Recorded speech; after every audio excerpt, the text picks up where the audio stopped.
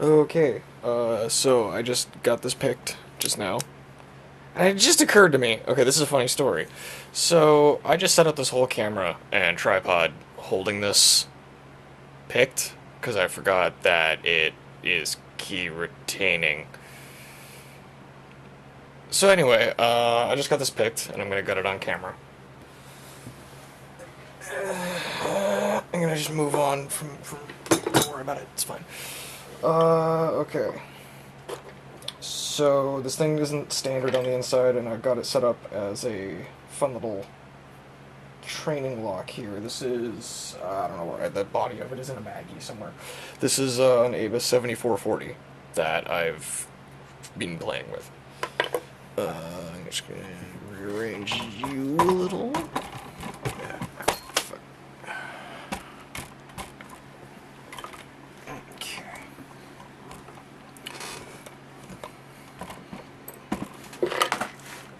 Okay. It's alright, I guess. Ish. The camera dies. Alright. So this pin, you can't see it, I don't think, on camera, but I got a piece of tape around the back of the lock to hold the pin in. That's just to keep the shackle in place. And then the way that I did this, here, let me take it off. It'll be, let me zoom in as I do this. Okay.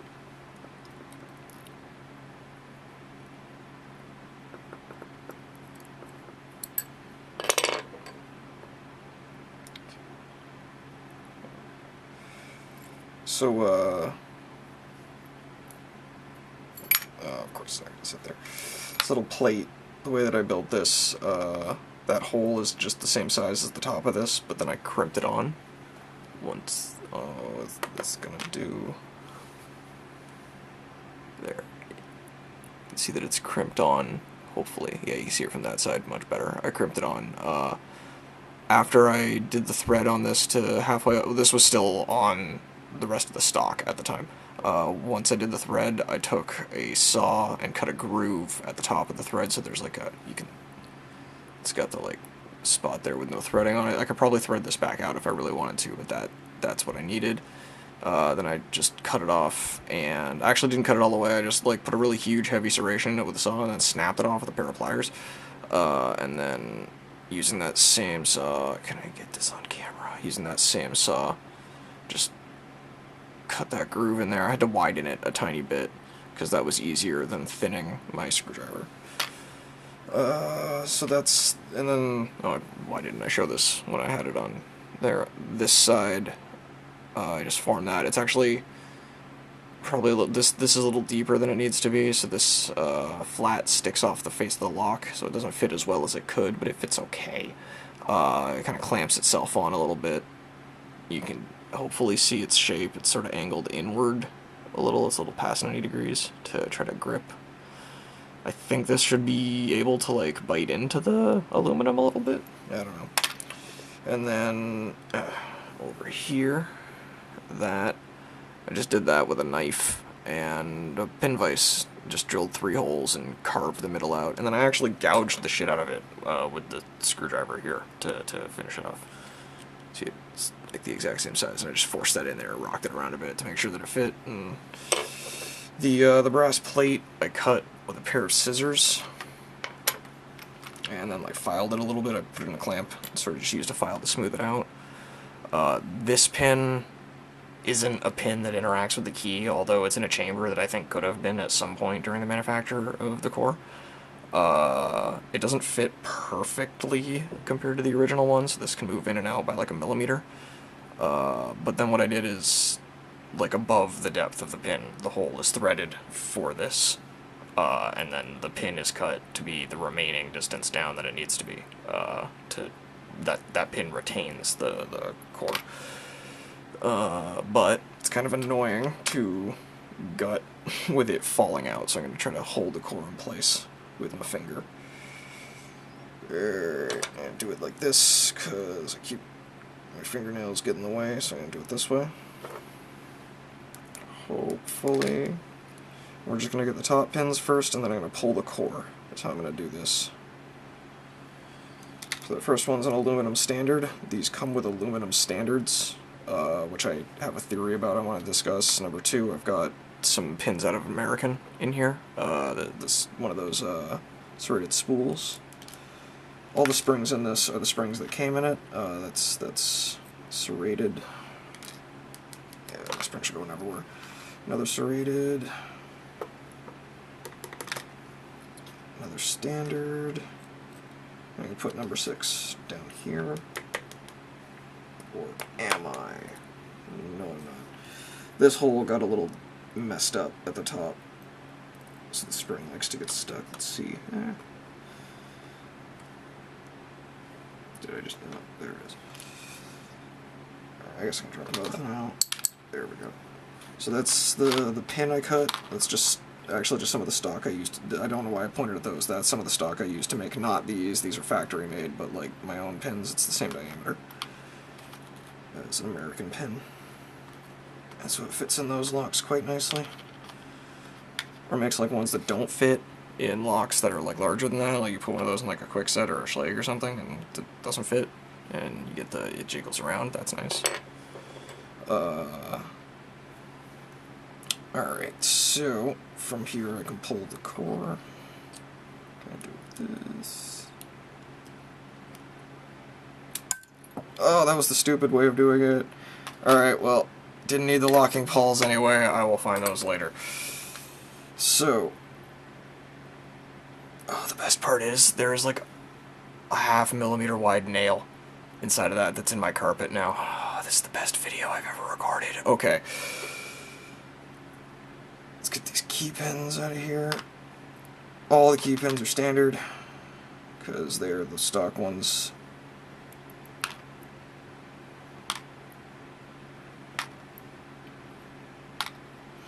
Okay. And there is this vicious keyway. This keyway made me feel like an infant trying to pick it. It was insane. I guess European lockpickers are like, what the fuck, this loser. But this is what it's like in America. We're like, we don't know what we're doing over here. We have to relearn everything because we forgot. Alright. So, I mostly wanted to show off these handmade bits, because I want other people to try this idea. Speaking of which, the way I pulled the cord, don't do that. That's the dumb way of doing it. I should have relocked it, and then let the cord just drop out. And I don't know why I did it the way I did it, but now that's a learning experience for other people, so I can like save some face on what just happened. But anyway, so this was done just with a pair of files. I used a round file to cut a groove for a square file to sit in, and there you go. That worked quite well. I originally had ideas of just like chopping the lock in half. And just having the core, and then figuring I was maybe deleting the retaining pin or just keeping the retaining pin. That was my original plan, but then I realized that it doesn't spring load the core without the pawls in it, and so it would have been like way easier to pick, so I didn't want to do that. But yeah, after I filed that, first I drilled out all these, then I filed this, then I dumped out all the shavings and gave it a cleanup. I keep moving my hands in the wrong direction because my camera screen does that like flip around thing when I turn it the way I need to turn it to see it here, so it's like upside down and backwards. And to be honest, for just being like made out of cheap aluminum, the machining on this is like crazy. It's so nice on the inside. I don't know if I can get a good shot of this, but the machining in here is crazy good. Well, whatever.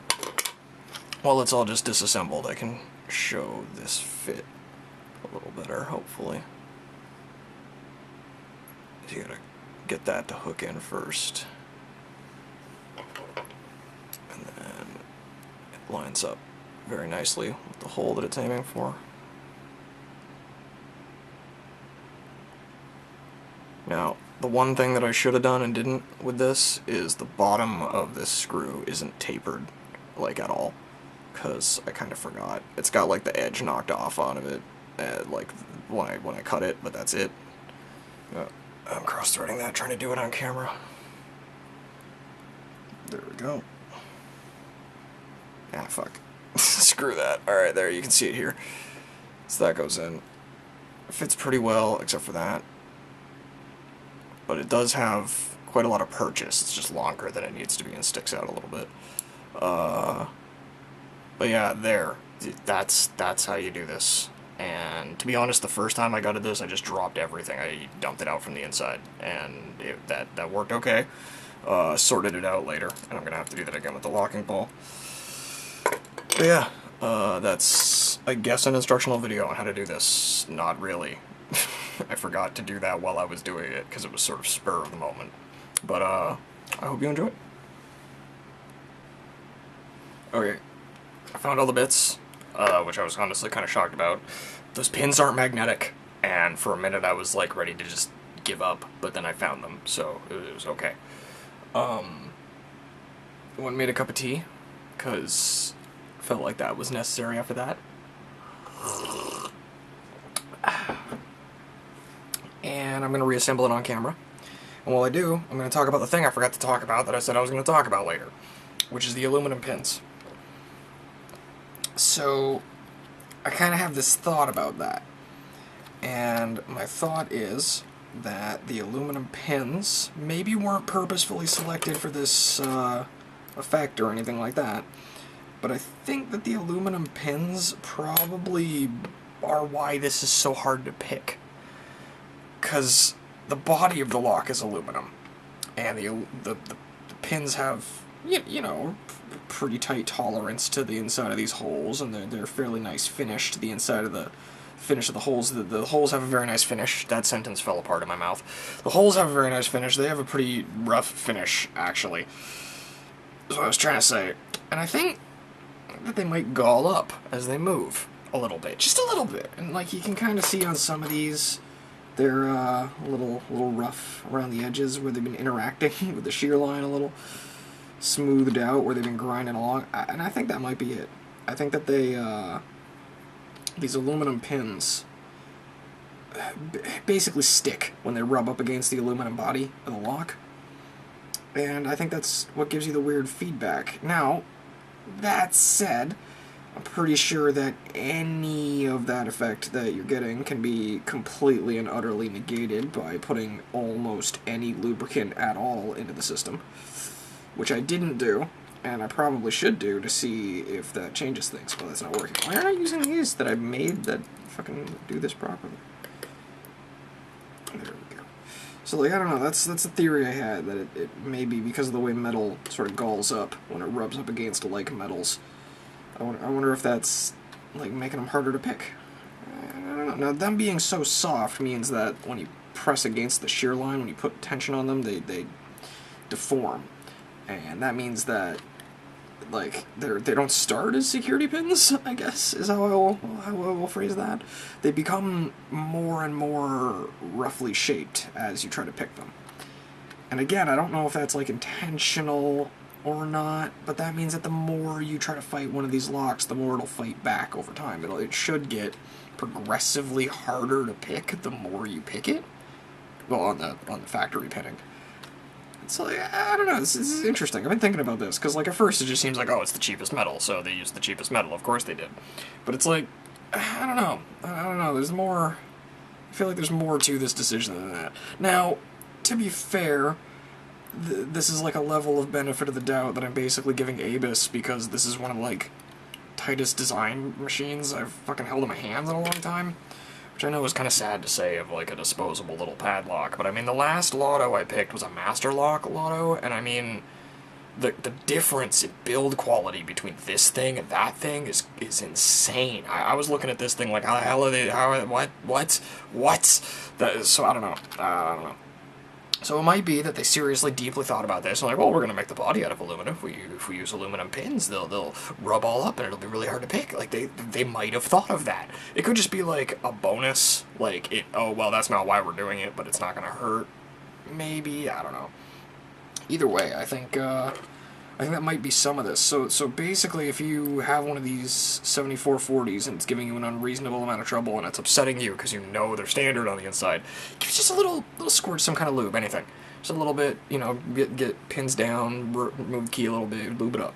And that might help. Like, I don't know about that, but might might be the difference there, because like when it's all dry and there's no lubricant at all, and it's like metal against like metal, and this is just aluminum, and the pins are just aluminum. They're very soft like metal. It's not like steel bearing against steel here. We're more talking about like two pieces of clay grinding against each other. Like I feel like that's gonna give you some resistance.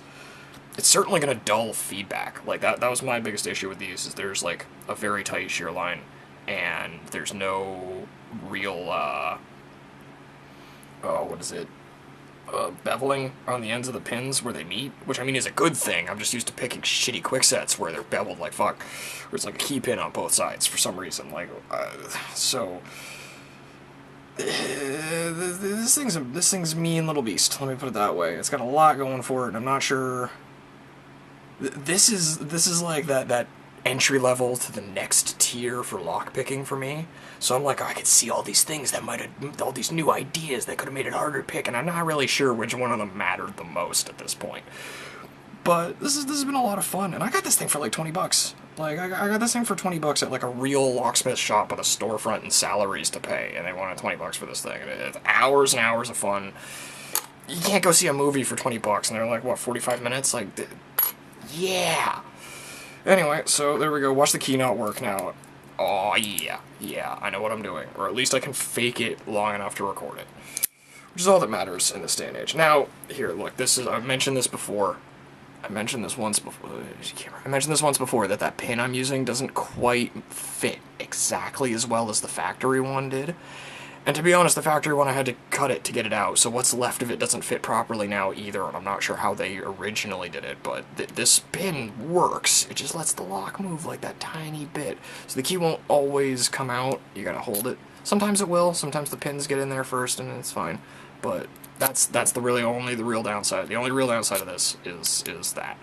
Now, if I was entirely sure how they managed to get the lock up, because the pin I'm using is kind of wider than the pin that they had. I don't know. I'm a little confused. Maybe I damaged something taking it apart and putting it back together, and that's just how it's gonna be now. I'm not sure. But I think that for the most part, most of the work I did here to make this possible, to make this into a training lock, is pretty easy to replicate. You don't have to make this screw. You could just buy a screw. I just did that because it was... I was about to say because it was easier for me. It wasn't. I don't know why I did this. For some reason, manufacturing a single screw for myself in my head was easier than going to the store. I have no explanation for this behavior. But anyway, you could do this too. You also can have no explanation for your bizarre behavior that puts a smile on your face. And what else is there? What other point is there to life? Yeah, I'm gonna cut it there because that made no sense. Have a good one, guys.